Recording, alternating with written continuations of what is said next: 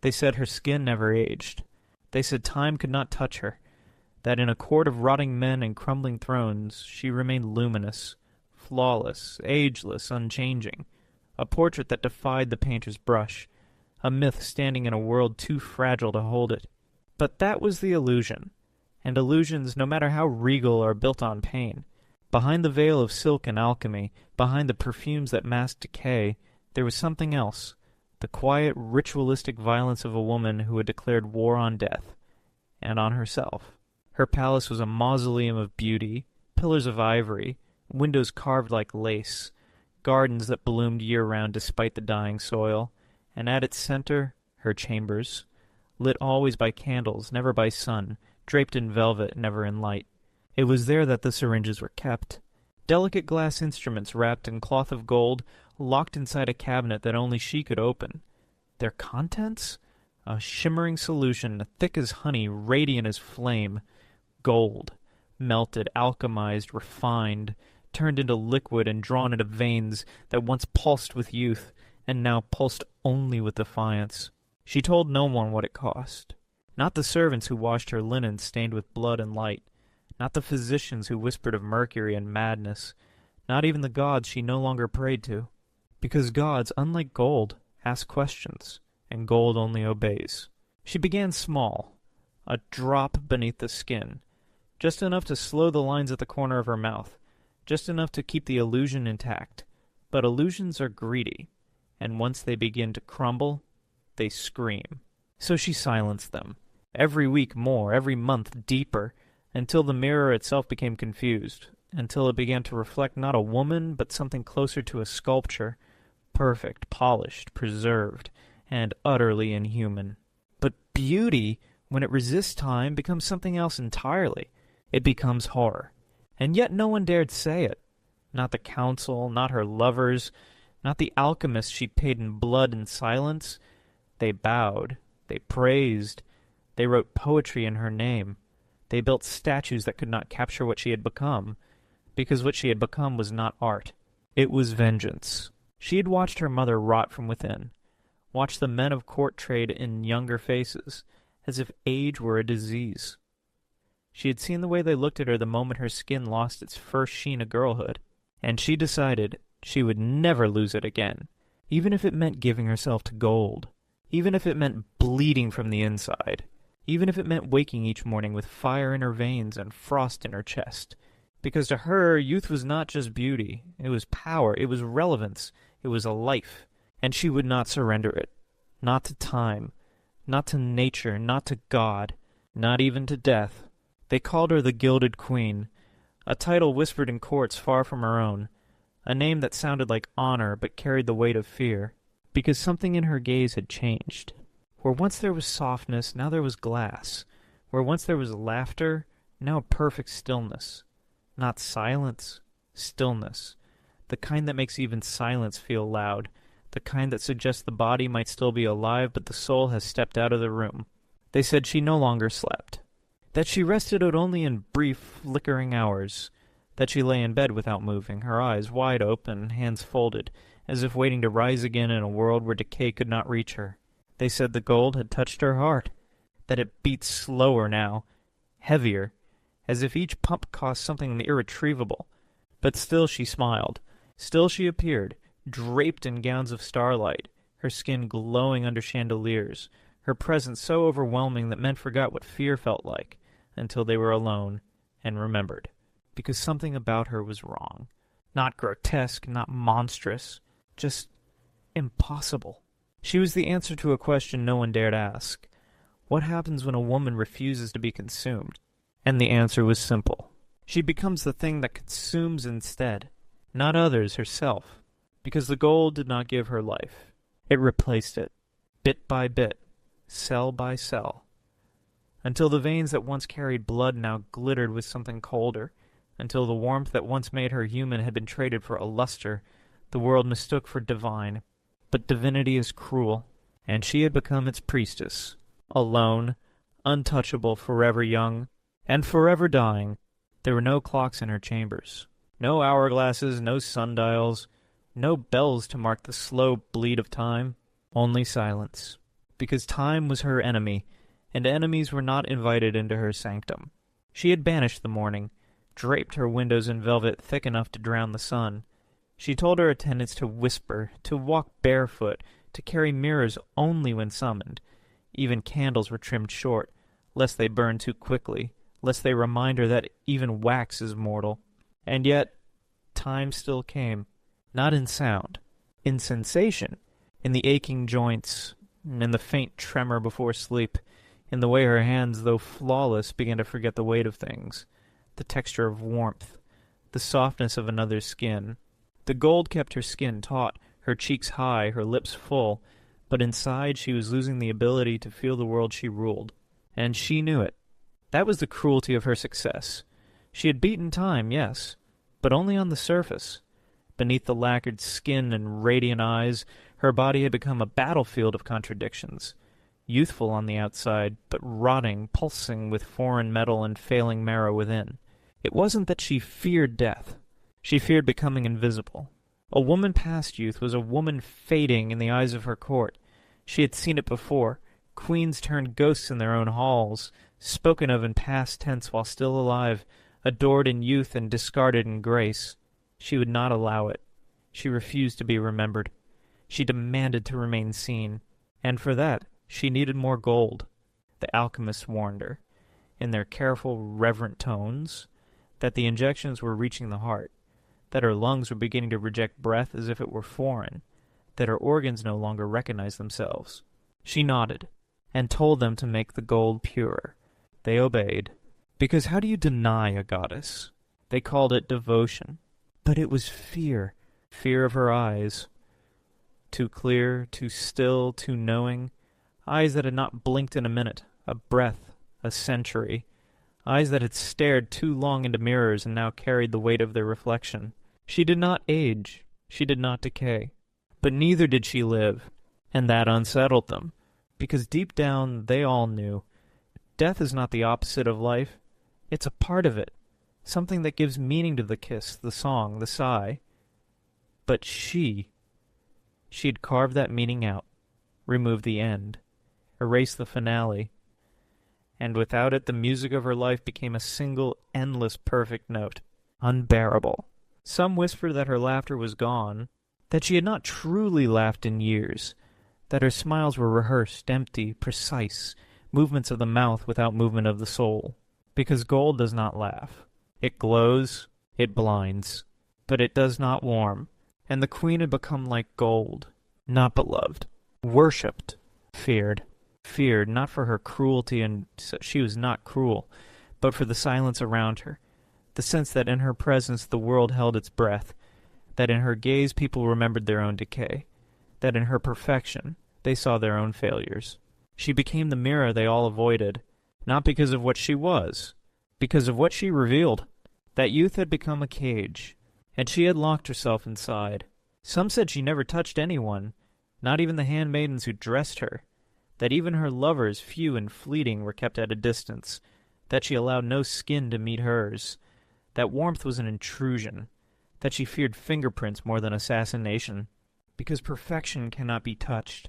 It can only be admired, and so they admired her. From afar, they wrote poems about her stillness, painted portraits with no shadows, sculpted her figure in marble, though the marble seemed somehow softer than she was. And still, she was not satisfied, because immortality, once bought, demands rent. And the rent is meaning. With every day that passed without a wrinkle, she lost something else. A memory, a taste, a sound. She forgot the name of the woman who raised her. She forgot the scent of the garden she once played in. She forgot the feeling of being tired without being afraid of what it meant. She forgot herself. And in forgetting she became legend. A woman of light and silence. A queen with veins of gold and a heart of glass. But legends are lonely, and she, despite her court, her gowns, her symphonies, was the loneliest being in her kingdom. One day a child wandered into her chamber. A servant's daughter, lost in the endless corridors. The guards panicked, but the queen raised a hand. "Let her come," she said. The girl entered, barefoot, curious, unafraid. She stared at the queen, and the queen, for the first time in years, did not know how to look back. The girl reached out, touched her hand, and whispered, "You feel cold." The queen smiled, not the smile of statues, a real smile, a painful one. Because the girl was right. She was cold, cold all the way through, and in that moment, for the first time in decades, the queen felt something. Not beauty, not power, not fear. Grief. Grief for the woman she could have been, for the body she had traded, for the warmth she had banished, for the time she had tried to destroy, and in doing so, had destroyed herself. She dismissed the child, not out of anger, out of protection, because now, more than ever, she understood, gold does not forgive, and it does not let go. She had made herself eternal, and now eternity had become her tomb. Still alive, but no longer living.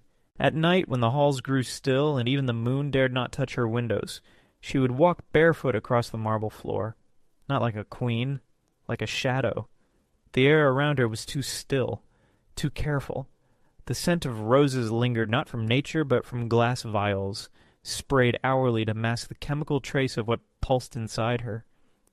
The guards outside her door rotated in silence, each shift colder than the last, none daring to ask how much of her remained real. She no longer bled. The surgeons had noticed it first. During one of the many quiet procedures she never named, one of them cut too deeply. But there was no red, only a strange metallic glimmer that oozed slowly, then stopped without clotting. They thought it was alchemical residue. They were wrong. It was her. She had become an alloy. Part woman, part myth, part ruin. The records would never say it, of course. The scribes wrote of her in pastels and gold ink. They wrote that her skin shimmered like moonlit silk, that her gaze quieted storms, that her every movement carried divine purpose. But the truth was quieter, and infinitely more painful. She was becoming invisible, not in the way she feared, not to others, to herself. Her reflection still obeyed, but it did so like a prisoner. It mimicked rather than mirrored. Her face smiled, but her heart did not. Her eyes widened, but no wonder lived behind them. It was like watching a mask learn to breathe. And the gold! Oh, the gold! It had stopped being medicine long ago. Now it was ritual. She took it not to prevent age, but to punish the thought of it. Not to extend her life, but to muffle the screams of time's approach. She welcomed the burning in her veins.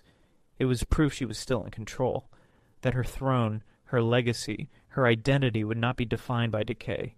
But power bought this way does not come free. It comes hungry, and the hunger had begun to spread, first to her court, then to her people.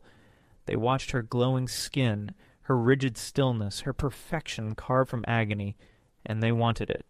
Not the pain, not the price, just the illusion. And so began the quiet epidemic. Golden tinctures sold in shadowed apothecaries, powdered mixtures smuggled from dying alchemists, forbidden elixirs passed hand to hand like whispered prayers. They drank her myth, and in doing so they poisoned themselves. The first to die was a nobleman's wife. She tried to replicate the formula, poured molten gold into wine. Her body seized within hours. The next was a courtesan who injected a derivative serum into her lips. They turned to stone. She suffocated before she could scream. And still, they kept trying, because the queen had proven something horrifying. Youth was no longer a gift, it was a currency. And death? Death was simply the tax collected on those who couldn't afford it.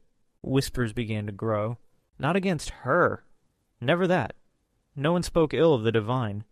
But around her, about her, behind gloved hands and beneath silk veils, rumors that she no longer spoke in sleep, that she did not dream, that her body was slowly rejecting breath like it rejected time. One rumor cut deepest, that she had outlived her soul. It wasn't meant to be cruel. It was meant to be honest.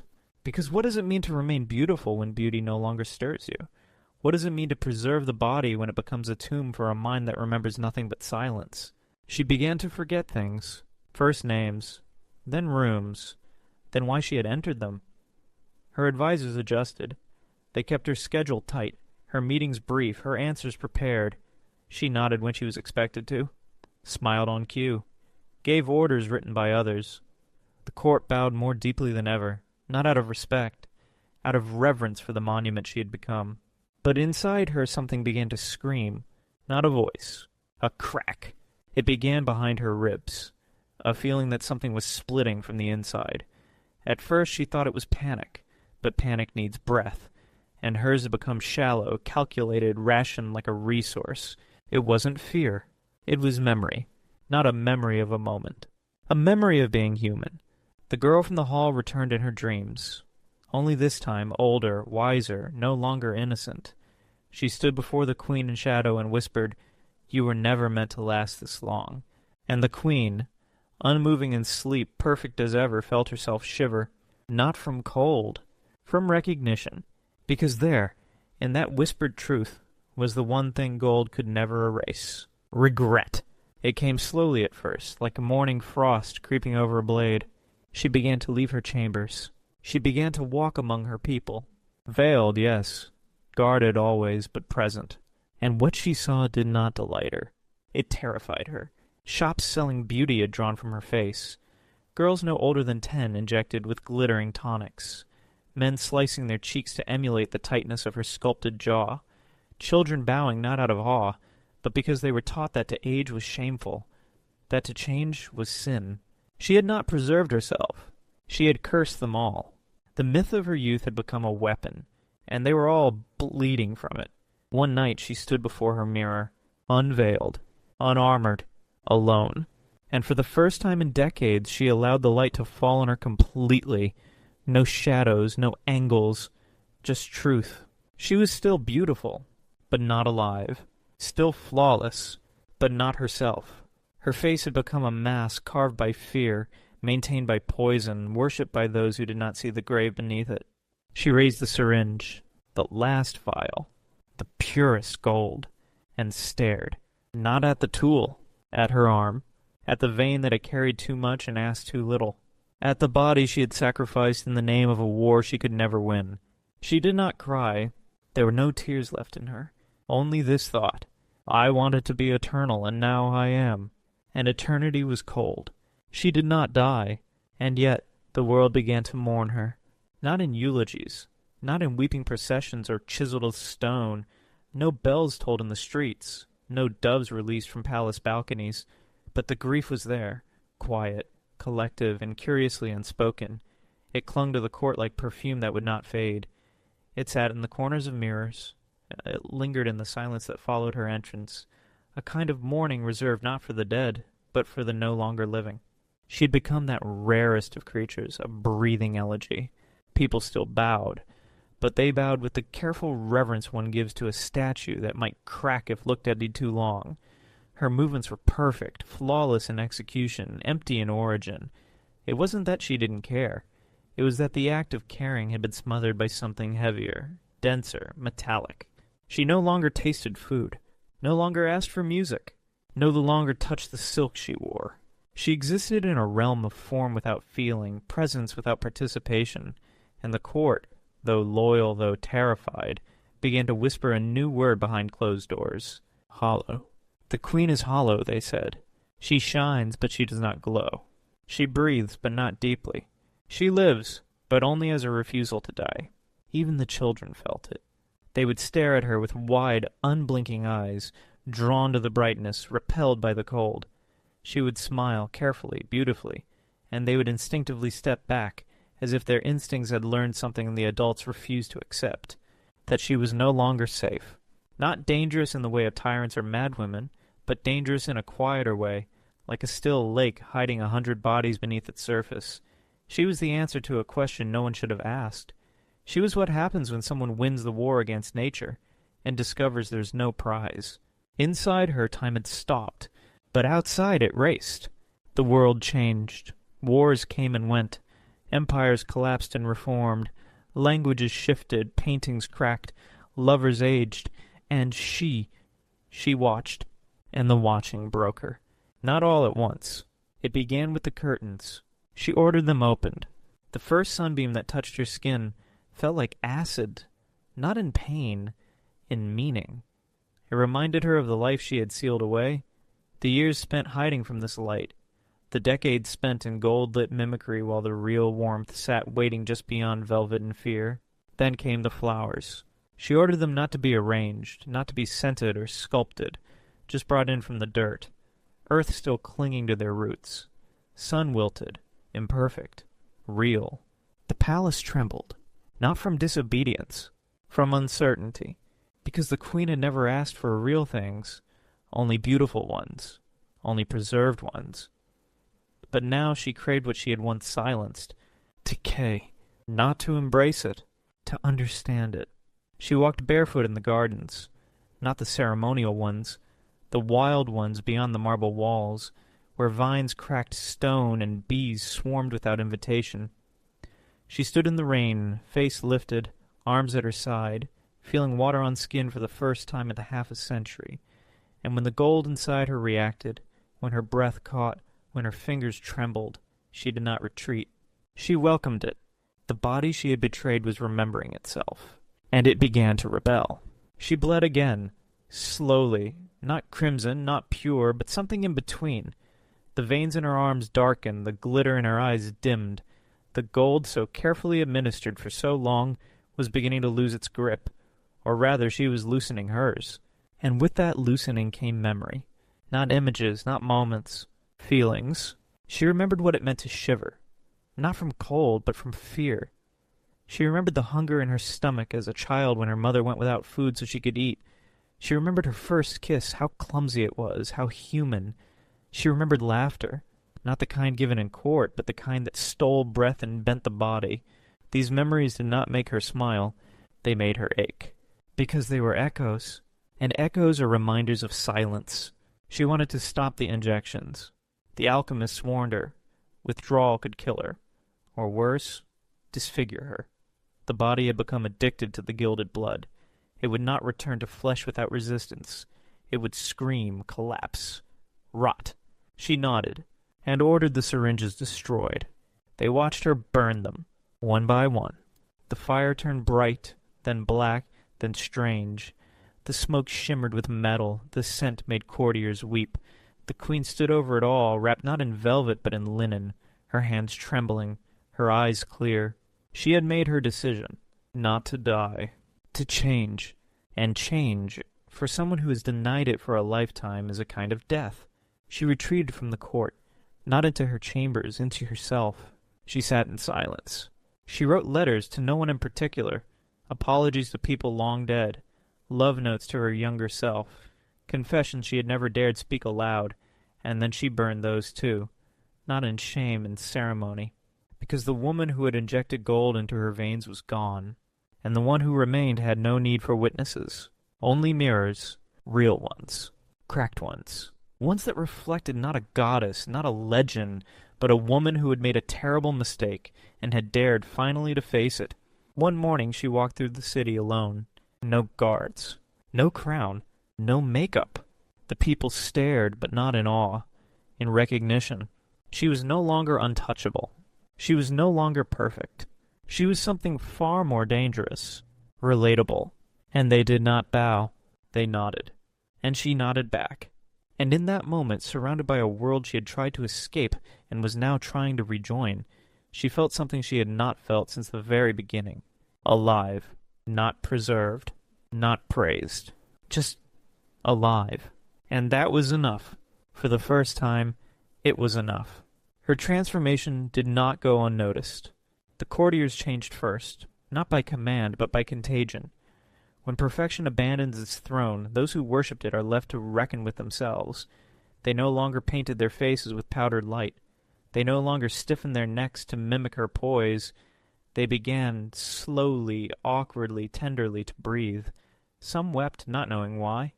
Others, who had spent years competing to appear unchanging, now stood in the sun and let it kiss their skin, even if it revealed lines they had hidden. The palace softened. Its voice shifted. It no longer echoed her silence. It echoed her awakening.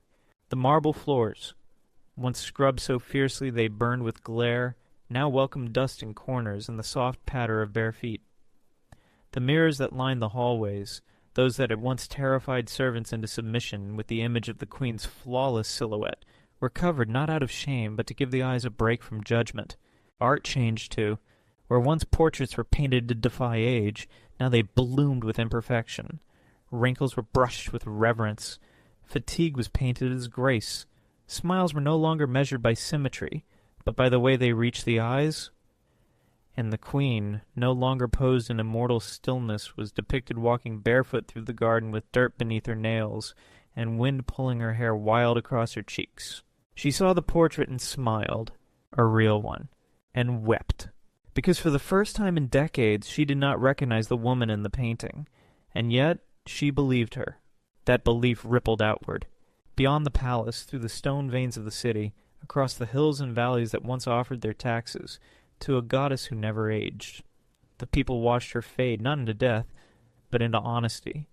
They saw her hair, now gray at the roots, her hands still trembling, her eyes no longer sharp like glass, but soft, tired, deep. They saw themselves, and what they saw frightened them, because it was not just her myth they had inherited. It was her fear, her defiance, her need to be more than mortal. And now, stripped of its glow, they saw the cost. They looked inward and discovered how much of their lives had been built around an impossible woman, a woman who no longer existed. The apothecaries stopped selling gold. Not by royal decree, by shame. No one wanted it anymore. No one wanted to shine like her. They wanted to heal like her, to fail like her, to age like her. Because in her aging she had done something no alchemist ever could. She had turned fear into freedom. But transformation, once begun, cannot be undone. Her body rebelled, not violently, quietly. The gold, starved of its ritual, began to leak from her. Her skin, once untouchable, now bruised with strange patterns. Her breath, once ornamental, now labored with every hour. She spent more time in bed, not by choice, but by need. And yet she did not retreat. She invited visitors. She touched their hands. She listened to their stories. She asked children to sing. She allowed the old to scold her. And she laughed. With cracked lips and watery eyes, she laughed until her bones ached from the remembering. Her doctors offered her new treatments. Unrelated to gold, clean, modern, precise. She refused them all. Not out of pride, out of peace. She told them, "I do not need more time. I only need the time I have to matter." And so they gave her space. And in that space, something strange happened. People began to gather, not in worship, in community. Poets read verses not to please her, but to grieve the world they once shared with her. Mothers brought their children, not to ask for blessing, but to tell them, "She is why you are allowed to grow old." Men brought offerings of stories, not gold. Artists left portraits not of her face, but of moments. Her walking through rain, her holding a child's hand, her laughing at a poorly told joke. She became folklore, not for her beauty, for her courage to destroy it. One evening she sat in her garden, surrounded by a small circle of strangers, farmers, musicians, healers, no guards, no titles, just people. She told them how she once feared silence, how she once thought imperfection meant failure. She told them how the gold felt inside her veins, warm at first, like love, then cold, like revenge. And they listened, and they cried. And when the stars appeared, one of the women in the circle asked her, "Do you miss who you were?" The queen looked up, past the constellations, into the endless dark, and said, "I miss who I could have been if I hadn't tried to be eternal." And in that moment, the earth beneath her feet did something sacred. It held her, not as a monument, as a mother. And the queen, for the first time in her life, allowed herself to lean. She leaned into the soil, into the sound of the wind, into the chorus of breath around her. And though she did not yet die, she finally rested, not in fear, not in flight, not in stone, in softness. And the people, once afraid of her immortality, now gathered to preserve something far more precious, her humanity. She died on a morning that felt like any other. No eclipse marked it. No statues cracked. No thunder split the skies. Just light. Quiet, golden light. Ironic, almost tender, crawling through the windows she once sealed shut. It kissed the folds of her linen robe. It touched her hair, now fully gray. It lingered on her hands, curled gently over her chest like petals fallen from an exhausted tree. She died not as a queen. She died as a woman who had lived far longer than her body was ever meant to carry. Her final breath was not witnessed by courtiers or doctors or prophets. It was witnessed by the same servant girl, now grown, who had once whispered, You feel cold." She did not cry. She simply placed her hand over the queen's cooling skin and whispered, "You're warm now." And for the first time, that warmth did not come from alchemy or myth. It came from surrender. The queen's body was not laid in marble. No golden casket, no death mask. She had ordered otherwise. Her final wishes were scrawled on parchment with trembling ink. "Let me return. Let me decay. Let me give back what I tried to steal." She was buried beneath the same tree she used to sit under barefoot, the one whose roots cracked stone, the one whose leaves never grew symmetrically, the one she had once watched with disdain, now chosen as the place where she would become soil again. Her funeral was not attended by royalty. It was attended by those who aged with her. Mothers, children, bakers, scribes, women with crow's feet, men with hunched shoulders, people who wore no gold, but brought her offerings of earth, bread, flowers, sweat, breath. No one spoke of her beauty. They spoke of her return. They spoke of the moment she stepped out from her throne of preservation and into the garden of loss and letting go. And in that letting go, she changed them. The kingdom did not erase her story. It rewrote it. She was no longer the immortal monarch with golden blood. She was the queen who chose to undo herself. Statues were not destroyed. They were recontextualized. Beside each one was placed a plaque, not of iron or brass, but wood, carved by hand. Each bore a different truth. Perfection is a lonely god. Immortality is the slowest kind of death. To be real is to disappear. Decay is the sincerest form of honesty. She stopped glowing, and that's when we saw her. Children were told her story not as legend, but as warning.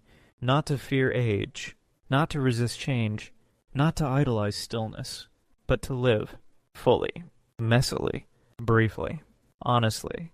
Art shifted again. Portraits no longer aimed for smoothness. They celebrated the interruptions, scars, laugh lines, gaps in teeth, paintings of elders laughing mid-cough, sculptures of women mid-dance, hips wide, chests lifted, eyes unashamed, and in every brushstroke, every line etched into marble, there was her shadow, not watching, not judging, just present, because her myth had not died. It had transformed. And so had the kingdom. You could feel it in the streets, the way people looked at each other longer, the way mirrors were no longer feared, the way children weren't taught to chase the sun, but to stand in it, even if it burned, especially if it burned.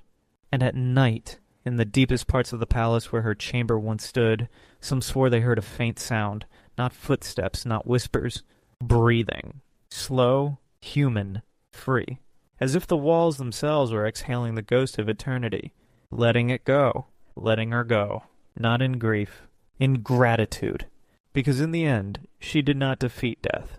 She redeemed it, and in doing so, she did something even gods could not. She made mortality beautiful again.